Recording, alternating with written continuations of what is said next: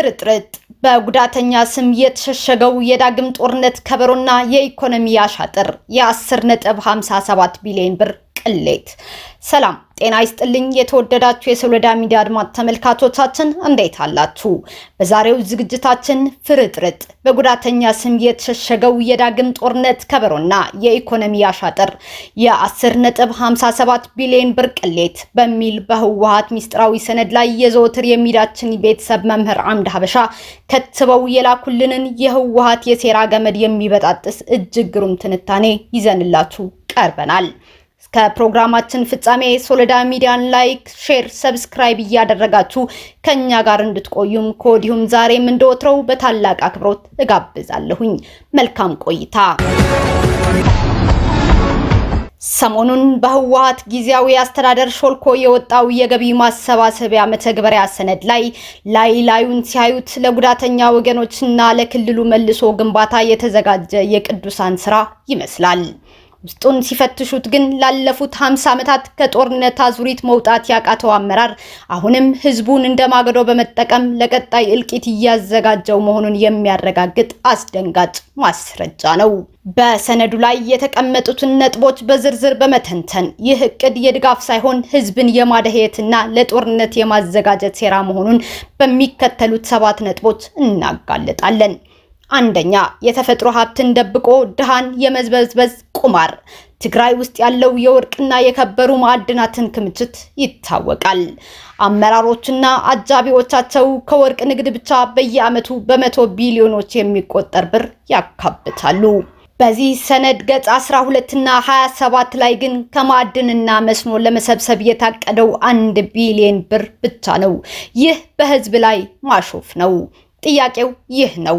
ከወርቅ የሚገኘው በወርቅ የሚተመነው ቢሊዮን ዶላር የት ገብቶ ነው አንዲት ዳቦ ለመግዛት የሚቸገረውን ህዝብ አዋጣ የሚሉት?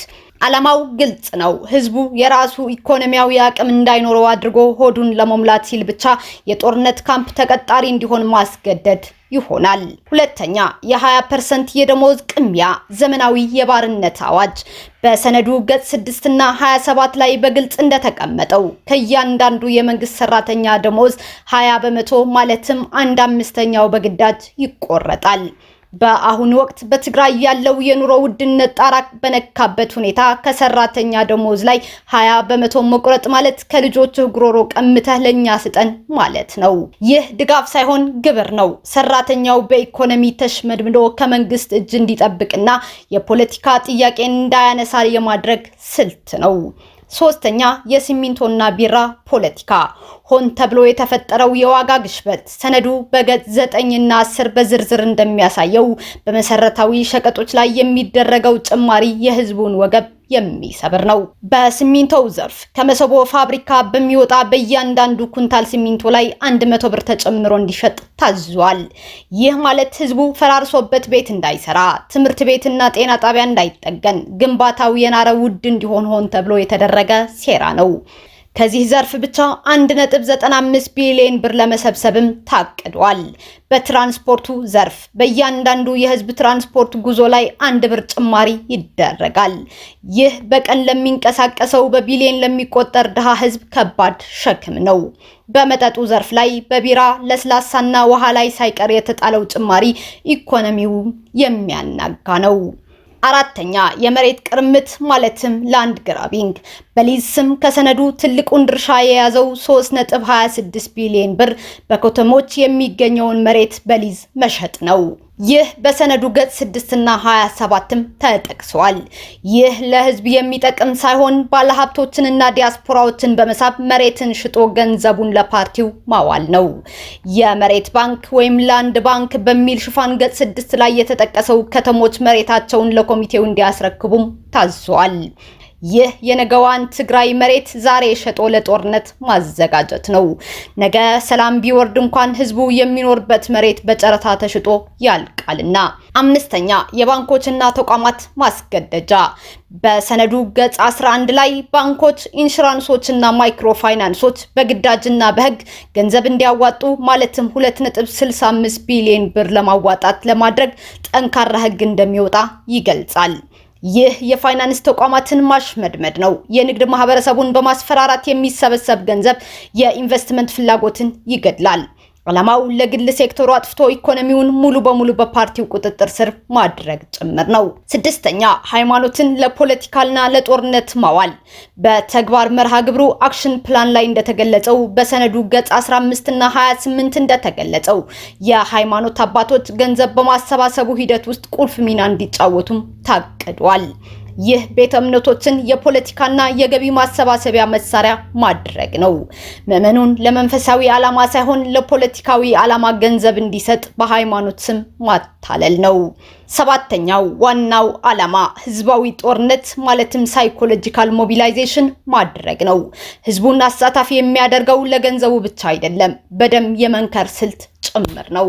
እያንዳንዱ ግለሰብ ከድሃ እስከ ሀብታም ገንዘቡን ሲያዋጣ ለጉዳዩ ባለቤትነት ይሰማዋል። ይህ ማለት በቀጣይ ለሚታቀደው ጦርነት ህዝቡን በስነልቦና ማዘጋጀት ነው። ገንዘብ የሰጠ ሰው የሰጠበትን ዓላማ ለማሳካት ልጁን ለመስጠት ወደ ኋላ አይልም። ስለዚህ ይህ የ10 ቢሊዮን ብር ፕሮጀክት የጦርነት መዋጮ ዋር ቦንድ እንጂ የጉዳተኞች መርጃ አይደለም እንላለን። ማጠቃለያ፣ ይህ ሰነድ 10.57 ቢሊዮን ብር ከህዝብ ኪስ ለመውሰድ ያቀደው ለጉዳተኞች ታስቦ ሳይሆን ህዝቡን በኢኮኖሚ አሽመድምዶ ጥገኛ ለማድረግ ያለውን የተፈጥሮ ሀብት ወርቅ ገቢ ለመሸፈን፣ ለቀጣይ ዙር ጦርነት ሎጂስቲክ ለማሟላት፣ ህዝቡን ዳግም ወደ ጦርነት ስነልቦና ለመመለስ የተጠነሰሰ አደገኛ ሴራ ነው። ህዝቡ ሊጠይቅ ይገባዋል። ወርቁ እምነበረዱና ማዕድኑ የት ገብቶ ነው ከድሃው ጉሮሮ 20 በመቶ የምትቀሙት? መልሱ አንድ ነው። ጦርነት የጥቂቶች ቢዝነስ የብዙሃን እልቂት ስለሆነ። መምህር አምደ ሀበሻ ታህሳስ 15 2018 ዓ.ም ከትበው እንደላኩልን። በዚህ ሰነድ ላይ ተሞርክዞ አመራሩንና ይህንን እቅድ ያዘጋጁት አካላት መውጫ ቀዳዳ የሚያሳጡ የህዝብን ብሶት የሚወክሉ 7 ወሳኝና ጠንካራ ህዝባዊ ጥያቄዎች እንሆ ለማቅረብም ወደድን። አንደኛ፣ ስለ ወርቅና የተፈጥሮ ሀብት። በየዓመቱ ከትግራይ ክልል ወርቅና ማዕድን የሚገኘው በመቶ ቢሊዮኖች የሚቆጠር ዶላር የት እየገባ ነው? በእጃችሁ ያለውን የተፈጥሮ ሀብት ለግል ጥቅማችሁ እያዋላችሁ ከወርቅ የሚገኘውን ገቢ በሰነዱ ላይ ሆን ብላችሁ በዝቅተኛ 1 ቢሊዮን ብር አስቀምጣችሁ ለምንድን ነው አንዲት ዳቦ ለመግዛት የሚቸግረው ድሃ ህዝብ አዋጣ የምትሉት? ሁለተኛ፣ ስለ ደሞዝ ቅሪት 20 በመቶ። አንድ የመንግስት ሰራተኛ የኑሮ ውድነት እያቃጠለው ለቤተሰቡ ቀለብ መግዣ ባጣበት በዚህ የረሃብ ጊዜ ያለ ፍቃዱ 20 በመቶ ወይም ማለትም 1/5ኛውን ደሞዝ በግዳጅ መቁረጥ ህዝቡን በኢኮኖሚ አሽመድምዶ የፖለቲካ ባሪያ ለማድረግ የታቀደ ዘመናዊ ባርነት አይደለም ወይ? ሶስተኛ፣ ስለ መሰረታዊ ሸቀጦች ውድነት። ትግራይ በጦርነቱ ፈራርሳ መልሶ ግንባታ በሚያስፈልግበት በዚህ ሰዓት በሲሚንቶ ላይ የ100 ብር ጭማሪ ማድረግና በትራንስፖርት ላይ ታሪፍ መጨመር ህዝቡ በውድነት ተማሮ ቤቱን እንዳይሰራ እንዳይንቀሳቀስና ተስፋ ቆርጦ ፊቱን ወደ ጦርነት እንዲያዘር ሆን ተብሎ የተደረገ የኢኮኖሚ አሻጥር አይደለምን? አራተኛ፣ ስለ መሬት ቅርምት። ለጉዳተኞች በሚል ሽፋን 3.26 ቢሊዮን ብር ለማግኘት የከተማ መሬትን በሊዝ መሸጥ ነገ ሰላም ቢወርድ እንኳን ለትውልዱ መሬት እንዳይኖረው አድርጎ የነገዋን ትግራይ መሬት ዛሬ ሽጦ ለጦርነት ማዘጋጀትና ታሪካዊ ዘረፋ መፈጸም አይደለምን? አምስተኛ፣ ስለ ጦርነት ዝግጅት። ይህ የ10 ቢሊዮን ብር ፕሮጀክት እውነተኛ ዓላማው ጉዳተኞችን መርዳት ቢሆን ኖሮ ካለው የተፈጥሮ ሀብት መሸፈን ሲቻል ህዝቡን እስከ ታችኛው መዋቅር ድረስ በገንዘብ እንዲሳተፍ የተፈለገው ለቀጣይ ዙር ጦርነት ህዝቡን በስነልቦናና በገንዘብ ለማዘጋጀት ማለትም ዋር ቦንድ ታስቦ የተጠነሰሰ ሴራ ስለሆነ አይደለም ወይ? ስድስተኛ፣ ስለ ጉዳተኞች ክብር። ባለፉት ዓመታት ለፖለቲካ ስልጣናችሁ ስትሉ ለጦርነት የገበራችኋቸውን ወገኖች በወቅቱ ማከምና መንከባከብ ሲገባችሁ አሁን እነሱን እንደ ሰብአዊ ጋሻና የገቢ ማሰባሰቢያ መሳሪያ በመጠቀም በስማቸው ቢሊዮኖችን መሰብሰብ የሞራል ዝቅጠት አይሆንባችሁም ወይ? ሰባተኛ፣ ስለ ተጠያቂነት። በሰነዱ ገጽ 15 እንደተገለጸው ይህ ሁሉ ገንዘብ የሚሰበሰበው በፖለቲካ አመራሮች በሚመራ ኮሚቴ ነው። የህዝብን ሀብት ኦዲት የሚያደርግ ገለልተኛ አካል በሌለበት ሁኔታ ከዚህ በፊት እንደተለመደው ይህ ገንዘብ ለባለስልጣናት የግል ጥቅምና ለጦር መሳሪያ መግዣ እንደማይውል ለህዝቡ ለምትሰጡት ምን ዋስትና አላችሁ? ክቡራን የሶሎዳ ሚዲያ ተከታታዮቻችን በዘወትር የሚዲያችን ቤተሰብ መምህር አምደ ሀበሻ የቀረበውን ይህንን እጅግ አስደናቂ ትንታኔ ነበር ወደ እናንተ ያቀረብነው። ለዛሬ ያቀረብንላችሁ የትንታኔ ዝግጅታችን ያዳመጣችሁትም ይመስል ነበር። እንደ ወትሮው ዝግጅታችንን ከወደዳችሁት ላይክ፣ ሌሎች እጅግ አስደናቂ የኢትዮጵያውያን ምሁራን ትንታኔዎችና ሐሳቦችን ለማዳመጥ ሶሎዳ ሚዲያን ሰብስክራይብ በማድረግ መከታተልም ትችላላችሁ። አዳዲስ ትኩስና ወቅታዊ ሀገራዊና ዓለም አቀፍ መረጃዎችን በቶሎ እንዲደርሷችሁም የደወል ምልክቷን መጫናችሁን አትርሱ። በያላችሁበት ሰላም ጤናና እድገት እመኝላችኋለሁ። ሰላም ለጋራ ቤታችን ኢትዮጵያ። ሶሎዳ ሚዲያ ታህሳስ 15 2018 ዓ.ም